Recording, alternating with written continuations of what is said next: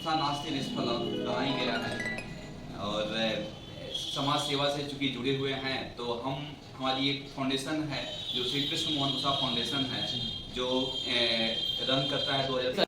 नमस्कार मित्रों, आपका स्वागत है आपके अपने चैनल फ्लाइंग सुशांत पर।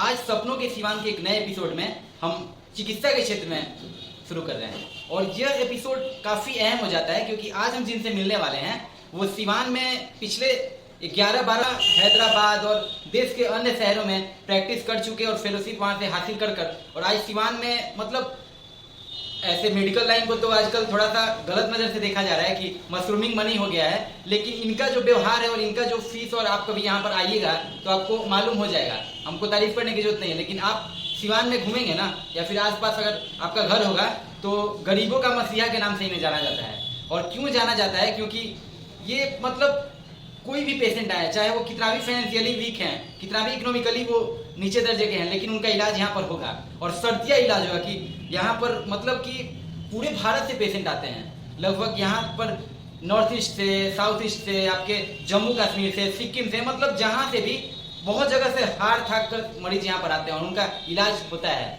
मुख्य रूप से डॉक्टर साहब पेट और नस हड्डी रोग विशेषज्ञ हैं और यहाँ पर बहुत अच्छा प्रैक्टिस कर रहे हैं और बहुत हमको आज खुशी हो रही है कि आज इनके साथ एक एपिसोड हमको करने का अवसर मिल रहा है। तो सबसे पहले हम स्वागत करेंगे डॉक्टर आशुतोष दिनेंद्र जी का अपने चैनल पर। नमस्कार जी, आपके जितने भी दर्शक हैं, मैं सुशांत फ्लाइंग सुशांत चैनल के सभी श्रोताओं को अभिनंदन करता हूं, वंदन करता हूं। देखिए, वही अभी कहें सर्दियाँ तो कुछ यहाँ नहीं होता है, लेकिन हम चिकित्सक हैं, चिकित्सक के नाते और जो मरीज का जो एक रिलेशन होता है, डायग्नोसिस एक मायने रखता है। पेशेंट ठीक हो जाता है, ईश्वर मदद करते हैं। जी, ठीक तो कोई नहीं करता, विश्वास बन जाता है, विश्वास एक बन जाता है। बाकी ठीक होते हैं तभी लोग आते हैं, इतना भीड़ होती है और लोग निराश लोग आते हैं, हंसते हुए चले जाते हैं। हमारे जीवन का उद्देश्य जो है, इस पेशा को, चिकित्सा को मैंने कभी व्यवसाय नहीं समझा, इसको हमने सेवा से चुना है। और ये चिकित्सक होने का भी एक जो हमारा स्टोरी है वो बड़ी अहम है।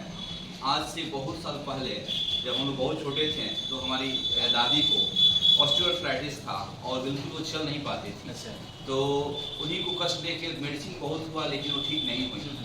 तो हम लोग छोटे से देखते दादी मतलब धीरे धीरे खिसक के चलती थी और बहुत तकलीफ होता था देख के। तो उस बच्चा जो 4-5 साल बच्चे होंगे, 6 साल के होंगे, लेकिन दिमाग में हुआ कि नहीं, हम ऐसा बनेंगे किसी की दादी को इस तरह चलने रेंगते हुए चलने को नहीं देंगे। और हम लोग दादी के गोद में कभी नहीं बैठ पाए, लेके घुमा नहीं पाए। तो उस थोड़ा सा एक कमी लग रहा था कि नहीं, हम जितने भी माताएं हैं, जितने भी दादियाँ हैं, सबको फिट करके रखेंगे। और वही दिमाग में होते हुए एक छोटा सा बीज एक विशाल पेड़ बन गया और उस सोच के चलते हमको सेवा करने का मौका मिला। और इसी चलते हम लोग अपना सिवान को चुने कि अपने जन्मभूमि पे हम लोग सेवा करना है।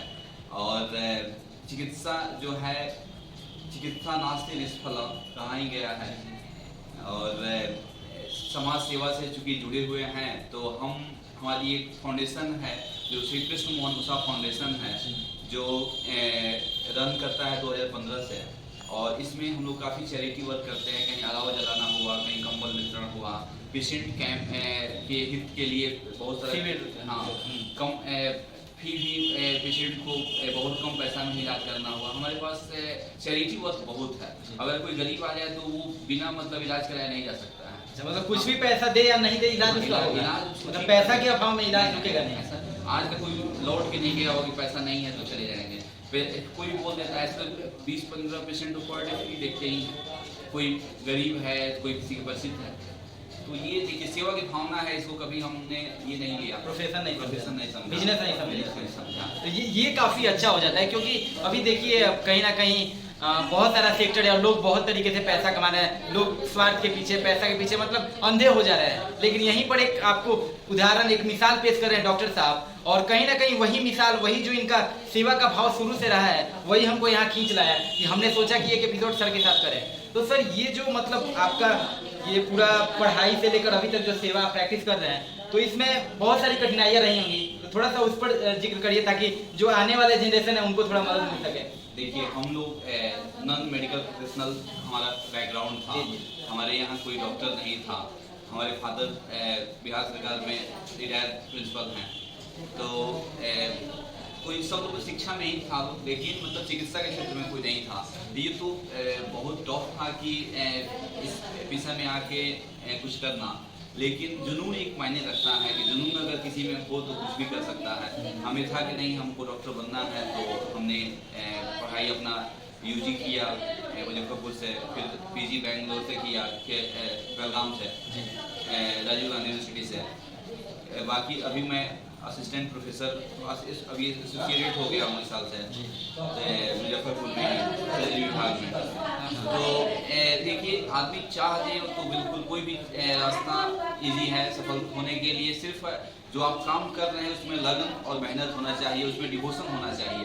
अगर आप अपने वर्क के प्रति डिवोटेड हैं, आप अपना लक्ष्य को भी केंद्रित करना है कि हमको ये बनना है तो ये बनना है। आज किसी एक सफल आदमी को देख लिए तो नहीं, डॉक्टर देख लिए सफल तो डॉक्टर बनना है, कल किसी पॉलिटिशियन को सफल देख लिए तो पॉलिटिशियन बनना है। लक्ष्य को अगर आपका केंद्रित नहीं रहेगा ना, तो फिर सफलता बहुत अच्छा नहीं हो पाएगा। और हम लोग नॉन मेडिकल होते हुए भी हमारे फैमिली से 3 भाई हैं, तीनों भाई डॉक्टर हैं।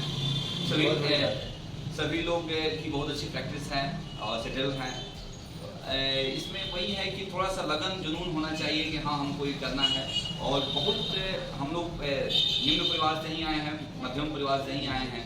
हम लोग जमीन से जुड़े हुए लोग हैं, और इसलिए हर एक पेशेंट का दर्द दुख आदमी समझता है कि हाँ उसके पास पैसा का अभाव हो सकता है, तो इसलिए थोड़ा सा पोलाइट रह के ही हार्ट से इलाज करता है। नहीं होता है कि अगर एकदम डाउन टू अर्थ, मतलब आया तो वही करो इलाज पेशेंट को जड़ से। और नई युवा पीढ़ी को बस यही कहेंगे कि हर एक लोगों के अंदर भारतीयता सबसे पहले जरूरी है, कि हम लोग भारतीय हैं और एक सभी जाति धर्म से हट के हमारा एक सोच है कि हम लोगों को नेशन के प्रति जो सम्मान होना चाहिए वो हमेशा रहना है, क्योंकि राष्ट्र प्रथम है। हम रहें ना रहें, आप रहें ना रहें, हमारे यहाँ देश रहना चाहिए। तो वही चीज़ थोड़ा सा राष्ट्र के प्रति विशेष थोड़ा सा समर्पण रहता है। और हम चाहते हैं कि युवा तभी सफल हो पाएंगे जिसको अपने मातृभूमि से प्रेम रहेगा।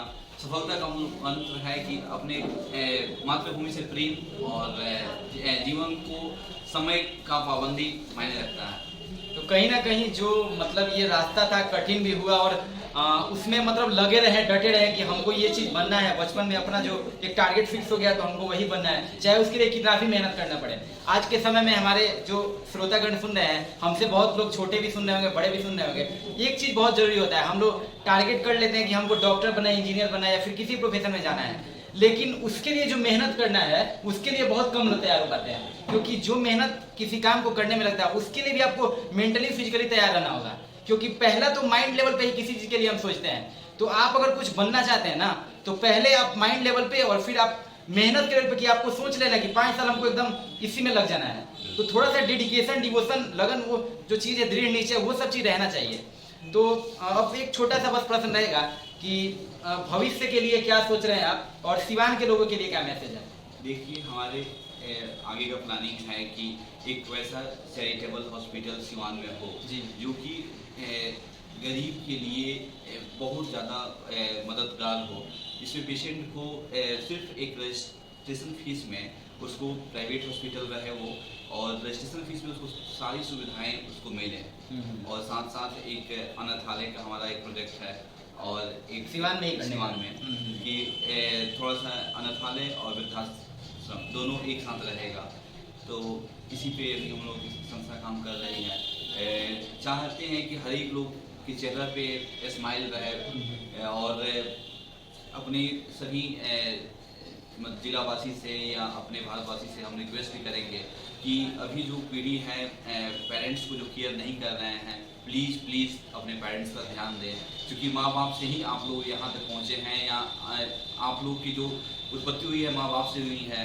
आगे ये अगर बहुत लोग सोच रहे हैं कि नहीं हम अभी सफल हैं तो अभी देख रहे हैं अपने पेरेंट्स को लोग यूजलेस चीज समझ रहे हैं, तो वैसा चीज कभी नहीं सोचना है। माँ बाप अगर वैसा चीज लोग सोचना बंद कर देंगे तो अनाथालय और वृद्धाश्रम का जरूरत ही नहीं पड़ेगा। इसीलिए तो हमारा सोच है कि जागरूक करें, लेकिन अगर बाई द वे कहीं फॉल्ट हो तो उसको एक ऐसा सेंटर हो कि जिसके थ्रू मदद किया जा सके, और फिर उसके जो केयर करने वाले लोग हैं उनको मोटिवेट करके फिर रीएस्टेबल किया जाए।